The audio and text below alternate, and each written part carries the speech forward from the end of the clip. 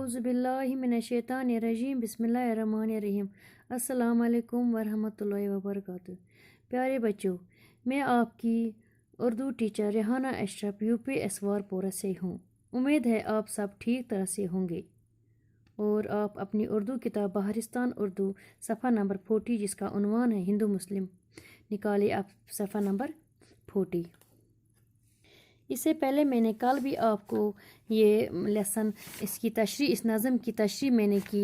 अब मुझे उम्मीद है कि आपने गौर से वो लेसन याद किया होगा। अब मैं इस लेसन के सवालात के जवाबात लिखूंगी। जो ये सवालात के जवाब ये मैंने बोर्ड पे लिखे। अब मुझे उम्मीद है कि आप अच्छी तरह से ध्यान दे के फिर कापी पे उठा के अच्छी तरह से याद करेंगे।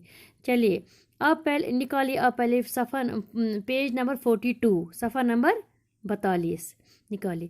पहला सवाल है इज़्ज़त के काबिल कौन लोग है।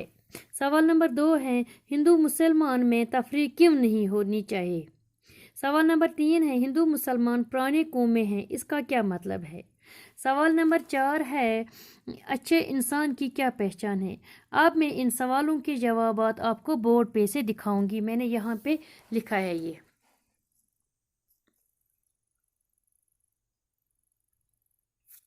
आप देखिए ये है सवाल नंबर 1। पहले इज़्ज़त के काबिल कौन लोग है।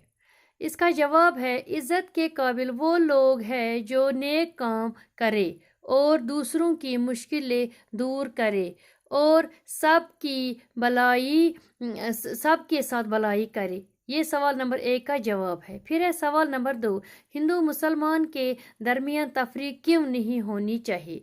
इसका जवाब है हिंदू मुसलमान दोनों हिंदुस्तान में रहते हैं, इसलिए उनको भाई बनकर रहना चाहिए और आपस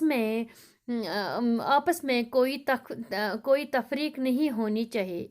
फिर है सवाल नंबर 3 हिंदू मुसलमान पुरानी कौमें हैं, इसका क्या मतलब है।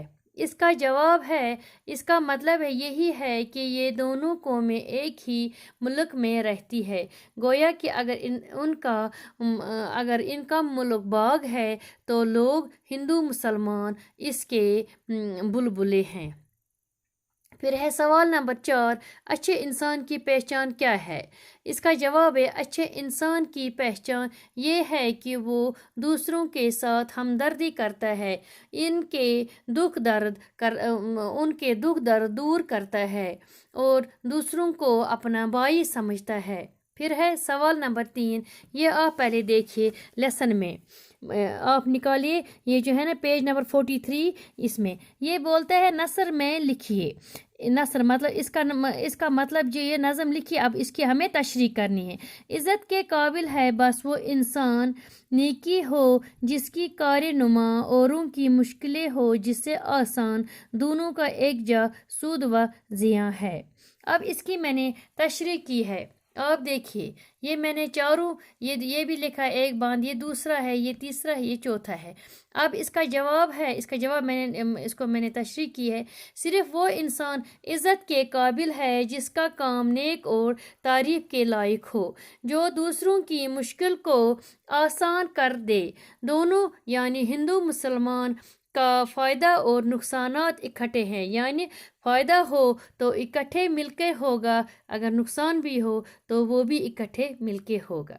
ये था हमारा आज का लेसन हिंदू मुसलमान। अब यहाँ से ये लेसन ख़त्म होता है। अब मुझे उम्मीद है कि आप सब बच्चे अच्छी तरह से ये लेसन अच्छी तरह से सवालात के जवाबात अपने कॉपी पे लिखेंगे और अच्छी तरह से इनको फिर कॉपी पे लिखेंगे। फिर मुझे जब स्कूल इंशाल्लाह खुलेंगे फिर मैं अच्छी तरह से आपको ये क्वेश्चन आंसर देखूंगी और याद भी करने, इसका एग्ज़ाम भी होगा। और बाकी वस्सलाम, बैठो खुदा के हवाले।